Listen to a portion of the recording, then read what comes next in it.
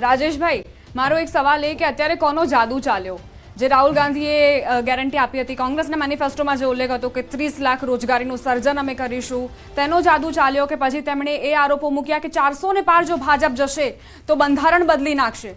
અને આ સિવાય જે મહિલાઓ માટે તેમણે સ્કીમ આપી હતી કે આ વખતે જો અમે જીતીશું તો 1 લાખ રૂપિયા બેંક ખાતામાં સીધા ટ્રાન્સફર કરીશું. આખરે શું ગણિત તમે જોઈ રહ્યા છો? જો દર વખત એવું થતું હતું, ભારતીય જનતા પાર્ટી એક નેરેટિવ તૈયાર કરતી હતી અને આખી ચૂંટણી નેરેટિવની આજુબાજુમાં પૂરી થઈ જતી હતી. આ વખત એવું થયું કે એમણે 400 પારનો નારો આપ્યો અને એમના જ એક સંસદ સભ્ય એમ કીધું કે અમારું સંવિધાન બદલવા માટે 400 સીટ જોઈએ છે.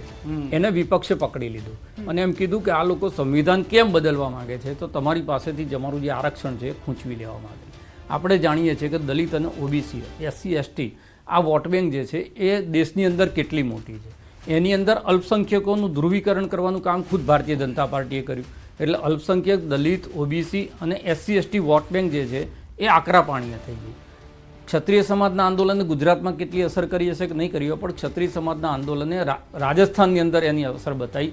અને જે ઠાકુર વોટ બેંક છે ઉત્તર પ્રદેશની, ત્યાં પણ આની જે અસર છે, કારણ કે ત્યાંના લોકોએ પણ ગુજરાતના ક્ષત્રિય આંદોલનને બેઝ બનાવી અને સંમેલનો કર્યા.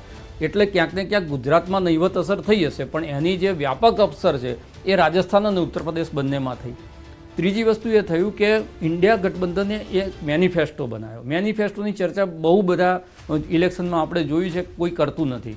પણ એના મેનિફેસ્ટોને લઈને જે સવાલો ઊભા કર્યા ભારતીય જનતા પાર્ટીએ, એના કારણે મેક્સિમમ મેનિફેસ્ટો કોંગ્રેસના ઇન્ટરનેટ ઉપરથી ડાઉનલોડ થયા અને લોકોએ મેનિફેસ્ટોને વાંચ્યા. એની અંદર એમની ન્યાયની વાત હતી. એટલે એક પક્ષ બીજા પક્ષના મેનિફેસ્ટો તરફ મતદારોને લઈ જાય એવું પણ આ વખત પહેલી વખત બન્યું.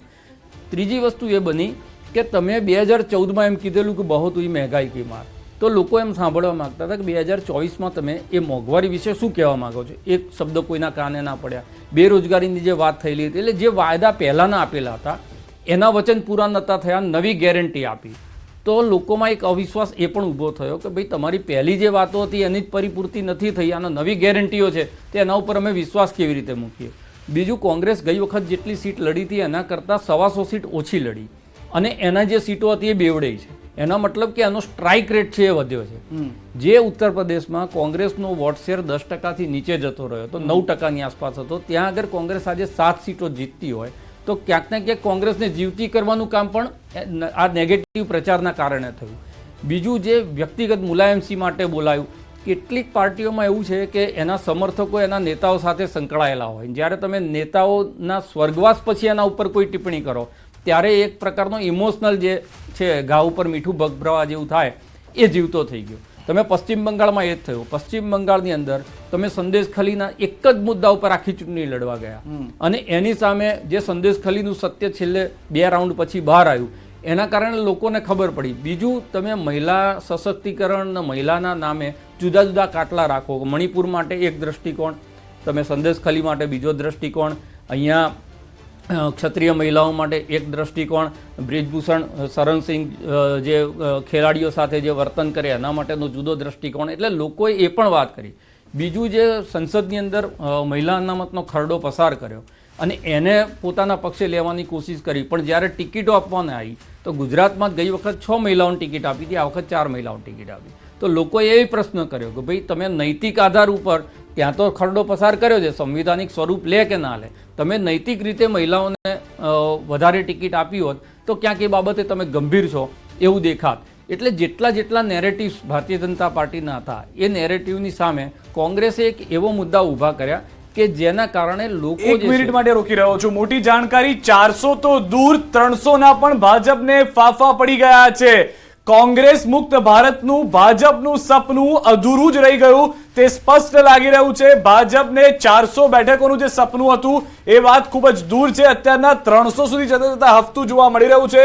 કોંગ્રેસ મુક્ત ભારતના જે નારા આપવામાં આવ્યા હતા દીપા, તે પણ અહીંયા આગળ દૂર થઈ ગયા છે. કારણ કે કોંગ્રેસ મુક્ત તો તે માટે પણ નહીં થઈ શકે, કારણ કે જેટલી 100 જેટલી બેઠકો જે છે તે જોવા મળી રહી છે કે જે કદાચ કોંગ્રેસ પાસે જાય. પંજાબમાં ખુદ ભાજપ સાફ થઈ ગયું છે. 2 હતી તે બંને ગુમાવી દીધી હોવાની પણ જાણકારી મળી રહી છે.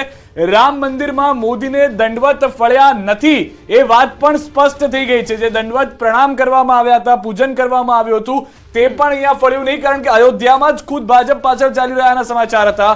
કોંગ્રેસ મુક્ત ભારતની વાત કહીને જે એજન્ડા, જે રાજેશભાઈ કહેતા હતા કે એકનો એક એજન્ડા કદાચ ચલાવવામાં આવે તે અસર કરી રહ્યો હોય. રાજેશભાઈ, અહીંયા આગળ આ વખતે એક પરિસ્થિતિ એ પણ થઈ ગઈ કે જ્યારે સૌથી મોટી વાત એ આવી હતી કે 400 ની વાત કરી રહ્યા છે. કદાચ તેઓ જાણતા હતા કે 400 ની પણ આપણે 350 પોણા 400 એ પહોંચવાનું છે. બધા લોકો કહેતા હતા, ઇન્ક્લુડિંગ ભાજપના જ કેટલાક નેતાઓ. પરંતુ જનતાને, ધારો કે વાત કરીએ ગુજરાત, તો મોદી પ્રેમ જોવા મળે છે. ગુજરાતના પુત્ર છે, ગુજરાતથી ગયેલા છે. રાજસ્થાન, મધ્યપ્રદેશ, ઉત્તર પ્રદેશ, ત્યાં એવું તો શું થઈ ગયું? ત્યાં આગળ એવું તો શું બદલાવ ગયો? કેમ કે આપણે વાત કરીએ બિહારમાં થઈ શકે, મહારાષ્ટ્રમાં થઈ શકે, પશ્ચિમ બંગાળમાં થઈ શકે. આ 3 રાજ્યને શું માખવું પડ્યું? જો ઉત્તર પ્રદેશની અંદર એક તો કિસાન આંદોલનની અસર હતી કે હરિયાણા, ઉત્તર પ્રદેશ અને પંજાબ, આ રાજ્યોની અંદર કિસાન આંદોલનને જે રીતે ટેકલ કરવામાં આવ્યું એની એક અસર હતી. બીજું એક નેરેટિવ જે કેજરીવાલે ઊભું કર્યું કે ભાઈ આ તો જે વોટ છે એ મોદી માટે નહીં, આ વોટ શા માટે મંગાઈ રહ્યા છે, અને યોગી જે છે આ ચૂંટણી પછી મુખ્યમંત્રી પણ નહીં રહે. એની એક અસર છે એ યોગીના મતદારો ઉપર પણ પડે કે ભાઈ આ ગુજરાત જે છે એ જ શાસન કરવાનું છે. નરેન્દ્રભાઈ વારાણસીથી ચૂંટણી એટલે લડે છે કે ઉત્તર પ્રદેશ એ સત્તા સુધી જવાનો રસ્તો છે, અને ઉત્તર પ્રદેશની એક એવી ફિલિંગ હોય છે કે અમારો જ વડાપ્રધાન થાય, અને એટલે વારાણસીથી ઉત્તર પ્રદેશના હોવાનું દેખાય અને દાવો કરી શકે એટલે વારાણસીથી ચૂંટણી લડે છે. હવે નરેન્દ્ર મોદી પછી પણ વારો ઉત્તર પ્રદેશનો ના આવવાનો હોય અને ગુજરાતની જ વ્યક્તિ જ્યાં વડાપ્રધાન બનવાની હોય, તો યોગી સમર્થકો જે છે એ ક્યાંક ને ક્યાંક એ જે નેરેટિવ છે એની અંદર પણ ફસાયા, અને એના કારણે બીજું જે વોટ કાયમ વહેંચાઈ જતો હતો એની અંદર તમે જુઓ કે દર વખત બીએસપી જે છે એ બહુ મોટી ફાચર મારતી હતી. આ વખત લોકોએ જોઈ લીધું બીએસપી જે છે એ તો જ્યારે જરૂર પડે ત્યારે ભારતીય જનતા પાર્ટીને રાજ્યસભામાં કે લોકસભાની અંદર મદદ કરતી હોય છે. એટલે બીજેપીની સામેનો જે બીએસપીનો વોટ હતો એ પણ સપા અને કોંગ્રેસની અંદર ટ્રાન્સફર 10 સીટ ગઈ. ત્રીજું શું થયું કે ઓવેસી જેવા ફેક્ટરો કે અપક્ષ ઉમેદવારો ઉભા રહી જતા હતા. જે રીતે તમે બહુમતી વોટનું ધ્રુવીકરણ કરવા જાઓ એ જ રીતે લઘુમતી વોટનું ધ્રુવીકરણ થાય. એટલે બધા જ વોટ કોન્સોલિડેટ થઈ ગયા સપા અને કોંગ્રેસની સાથે. બીજું જયંત ચૌધરી જે છે એ છેક સુધી અખિલેશની સાથે હતા, છેલ્લા ટાઈમે ભારતીય જનતા પાર્ટી સાથે ગયા. એના કારણે જાટ વોટ બેંક હતી એ પણ નારાજ થઈ, અને એ જાટ વોટ બેંક છે એ પણ પાછું એની અંદર એનો ઉમેરો થયો. એટલે આજે તોડફોડની રાજનીતિમાં બીજું ભ્રષ્ટાચાર બહુ મોટો નેરેટિવ હતો 2014નો. કાળું નાણું સૌથી મોટો નેરેટિવ હતો. હવે એ જે પ્રશ્નો ઉઠાયા હતા પછી એ જ ભ્રષ્ટાચારીઓને તમે લઈ લીધા, મહારાષ્ટ્રમાં એને ઉપમુખ્યમંત્રી બનાવ્યા. જે વ્યક્તિ માટે સીડી અને કાગળો લઈને અમિત શાહે 45 મિનિટની પ્રેસ કોન્ફરન્સ કરી હતી, એ વ્યક્તિને એક રાજ્યના તમે મુખ્યમંત્રી બનાવો. એવી રીતે બધા જ રાજ્યની અંદરથી એવા લોકોને પાર્ટીમાં લીધા. એટલે ક્યાંક ને ક્યાંક લોકોને એમ થયું કે ભાઈ પહેલા ભ્રષ્ટાચારી હતા એ તમે કહેતા હતા એ સાચું હતું, કે હવે તમે લો છો ને એમ કહો છો ચોખ્ખા છે એ સાચું છે. એટલે આ બધી જ બાબતોમાં લોકો કન્ફ્યુઝ થયા છે. અને રામ મંદિર જે છે ને એ બહુ જૂનો મુદ્દો રહ્યો. 14 પછી 19માં પણ તમે ઉત્તર પ્રદેશમાં જુઓ તો સીટો ઘટી છે 74 થી 64, એટલે 10 સીટ તો 2019માં પણ ઘટી હતી. અને એની અંદર પણ આટલો ઘટાડો થયો એનો મતલબ કે આ જે એકના એક સિક્કા છે એ ચાલતા નથી. ઠીક છે. તો ભલે ભાજપને દેશને કોંગ્રેસ મુક્ત બનાવવું હતું, પરંતુ પોતે કોંગ્રેસ યુક્ત થતી ગઈ, જેના કારણે આ પ્રકારની સ્થિતિ સર્જાઈ. કારણ કે સ્થાનિક લેવલે પણ ઘણી વખત એવું બન્યું કે વિખવાદ સર્જાયો હોય, પછી ત્યારબાદ ભલે સમસૂત્રું બેસવામાં તે સફળ રહી હોય. હા હા હા હા આવી જઈશું 7:30. ओके जॉब के लिए તો સૌથી મોટી આ જીત પર અપડેટ આવી રહ્યું છે, કારણ કે કોંગ્રેસ માની રહી છે જ્ઞાનીબેનની જીત. શક્તિસિંહ ગોહિલે જ્ઞાનીબેનને આપ્યા છે અભિનંદન. શક્તિસિંહ ગોહિલે જે ટ્વીટ કર્યું છે એ હું આપને બતાવવા માટે ઈચ્છી રહી છું. શક્તિભાઈએ 15,000 થી વધુ મતથી જીતની વાત જે કરી છે કે અમારી બહેન જ્ઞાનીબેનને 15,000 કરતા વધારે મતથી બનાસકાંઠાથી વિજય થતા અભિનંદન. તો જીતના આ અભિનંદન બનાસકાંઠા, બનાસની બેન તરીકે આ વખતે આ શબ્દ સૌથી વધારે ચર્ચામાં પણ રહ્યો અને સૌથી વધારે બોલાયો પણ છે. અને બનાસકાંઠાની જ્યારે વાત આવે ત્યારે એક જ નામ લેવાશે અને એ છે જ્ઞાનીબેનનું, કારણ કે આ જીત આ એક ચહેરો, જે મહિલા ચહેરો છે તેને ફાળે જાય છે. અને સૌથી મોટી વાત છે કે કોંગ્રેસે જે ચહેરા ઉપર પોતે એક વિશ્વાસ મૂક્યો હતો, કારણ કે પોતે એક ધારાસભ્ય જ્ઞાનીબેન વાવના, પરંતુ ત્યારબાદ તેમણે સાંસદ બનાવવા માટે જે રીતે આગળ ધપાવવામાં આવ્યા, પ્રિયંકા ગાંધીએ પણ જે રીતે મહેનત કરી તેમના માટે, જે સભા પણ કરવામાં આવી હતી તેમાં પણ જ્ઞાનીબેનને સાથે રાખવામાં આવ્યા, અને ત્યારબાદ આપ જોઈ શકો છો કે આ પરિણામ કઈ રીતે આગળ આવી રહ્યું છે. અમારી બહેન જ્ઞાનીબેન, કારણ કે શક્તિભાઈએ પણ એ જ લખ્યું છે કે અમારી બહેન, આ શબ્દ સૌથી અગત્યનો છે. પ્રગતિબેન, કેટલી ખુશી, પહેલા તો એ કહેશો કે કેટલી ખુશી છે આથી? રિયલી જે ખુશી પહેલેથી એવી હતી કે ગેનીબેન જીતવા જ જોઈએ, અને જે આ એની લીડના તમે જે જીતના સમાચાર આપી રહ્યા છો એનાથી વધારે કોઈ મોટી ખુશી ના હોઈ શકે. ગેનીબેનને ખૂબ ખૂબ અભિનંદન, ખૂબ ખૂબ શુભેચ્છાઓ. આજે ગુજરાતના તમામ લોકોના દિલ ગેનીબેને જીતી લીધા છે, અને એમના માટે જે ખુશી વ્યક્ત કરવા માટે કદાચ મારી પાસે શબ્દો નથી સંધ્યાબેન, કે આ ભાજપની સૌથી મોટી હારની શરૂઆત ગેનીબેને કરી છે, અને આ ગુજરાતમાં પહેલો પાયો નખાયો છે. હવે પછીના તમામ ઇલેક્શનમાં જોજો, જે ભાજપ અભિમાન કરી રહી હતી કે સરપંચથી સંસદ સુધી અમે છે, તો એ હવે બોલવાનો મોકો એમને નહીં રહી. કેમ કે તમે જુઓ, ગુજરાતની અંદર 10,000 ગામડાઓમાં સરપંચના ઇલેક્શન એમણે બાકી રાખ્યા હતા, એમના ગુમાનમાં ને ગુમાનમાં. આ ગેની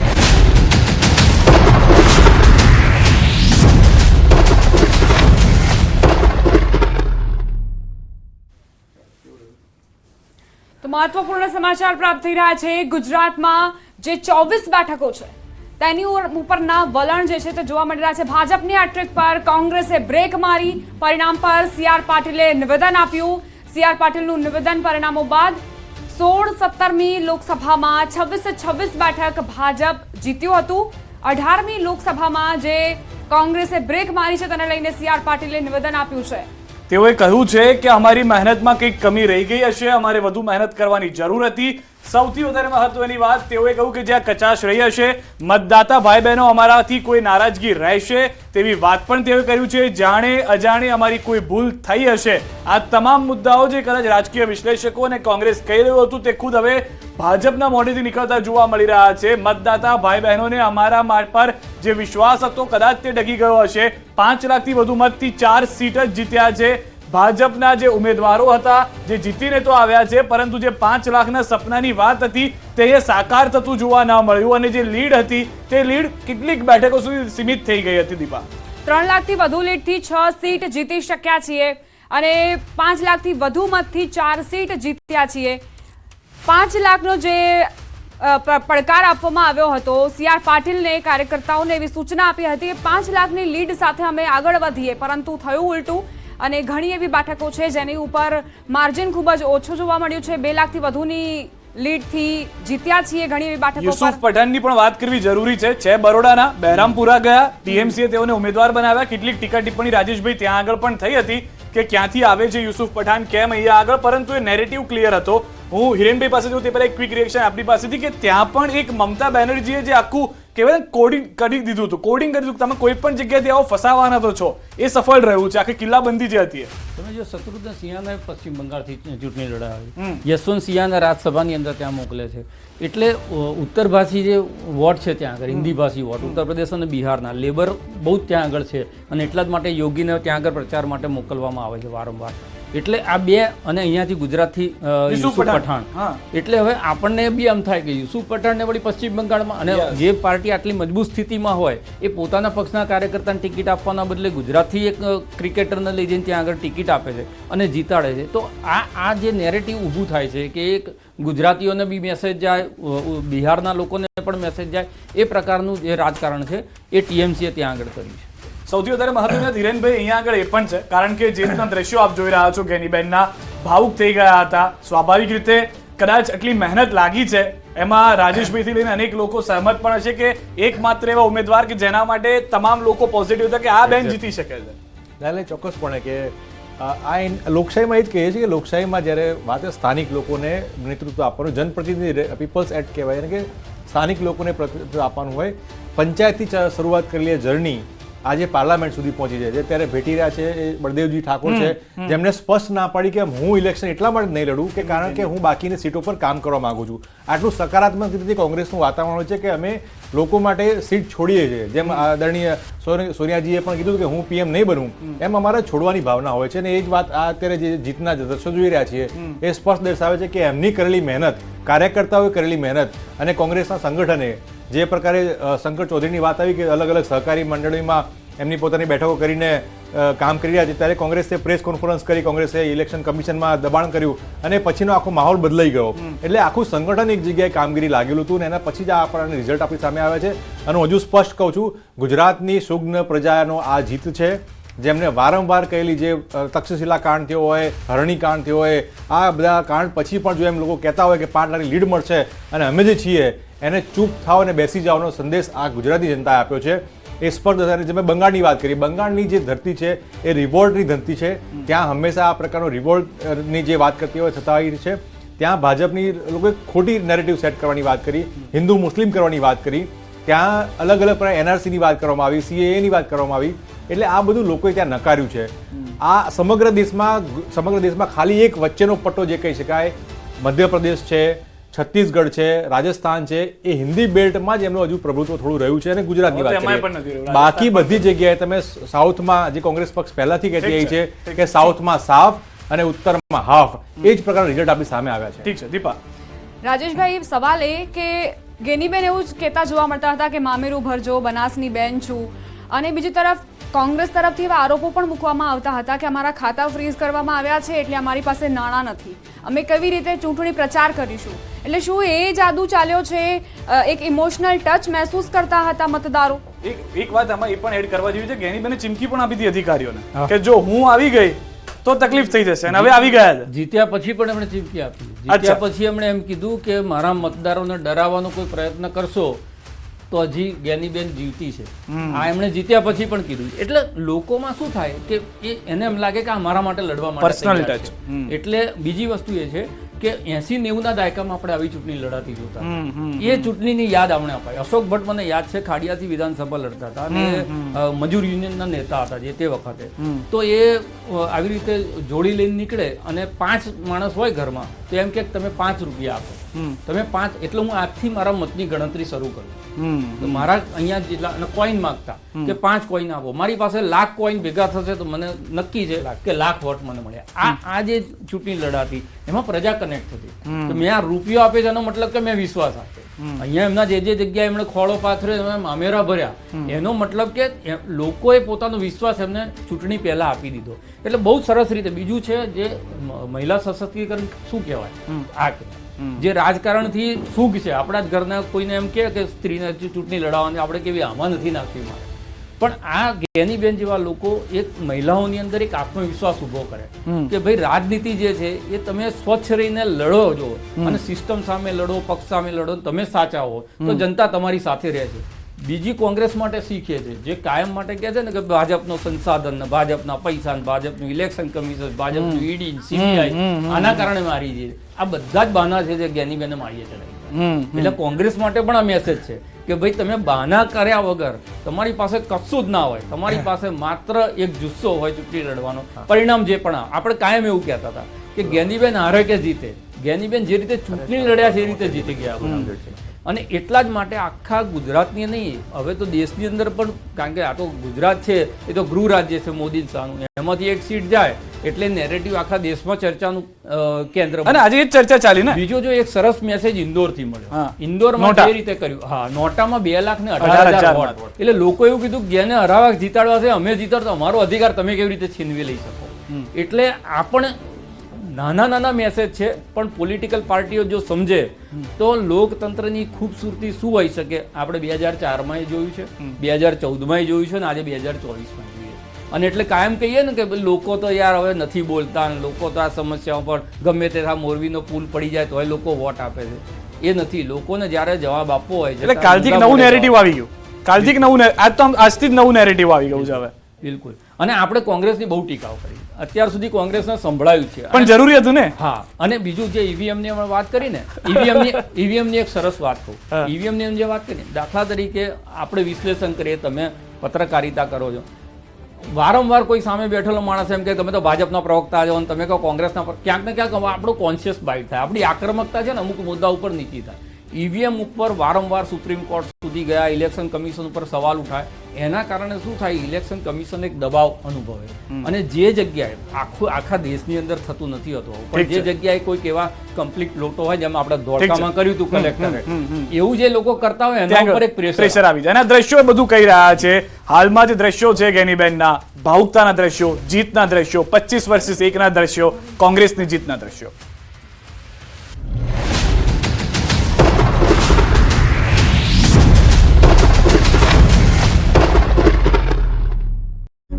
ગુમાન તોડ્યું છે અને ટૂંક સમયમાં તમે જોજો પાટણથી ચંદનજી પણ આ લોકોનું ગુમાન તોડશે અને આ બંને બેઠકો કોંગ્રેસના ખાતામાં જશે. આખા ગુજરાતની નજર હતી અને ગુજરાતની અંદર એક આખો માહોલ ગેનીબેને ઊભો કર્યો હતો કોંગ્રેસ માટેનો કે હું કોંગ્રેસમાંથી લડી રહી છું. એમ તમે જુઓ તો બધા જ આ વખતે ઉમેદવારોની બાબતમાં પણ એવું જ હતું કે જે 5 લાખની વાત કરતા ભારતીય જનતા પાર્ટીના એક પણ તમે પ્રવક્તાને નહીં સાંભળો કે નેતાને નહીં સાંભળો કે 5 લાખને પારનો આંકડો પાર કરવા વાળી વાત. એટલે અમારા કેન્ડિડેટ બધા જ સરસ હતા, પણ ગેનીબેન માટે તો આખા ગુજરાતની એ જ લાગણી હતી કે ગેનીબેન જીતવાના છે. બિલકુલ. શક્તિસિંહભાઈ સાથે જ્યારે મારી વાત થઈ હતી, જ્યારે ઇન્ટરવ્યુ લીધું હતું, ત્યારે એમણે એક વાત કીધી હતી કે અમારા આ વખતના જે ઉમેદવાર છે એ પ્રામાણિકતાથી ચૂંટણી લડે એવા ઉમેદવાર અમે ઉભા રાખ્યા છે. એટલે ચહેરાની પસંદ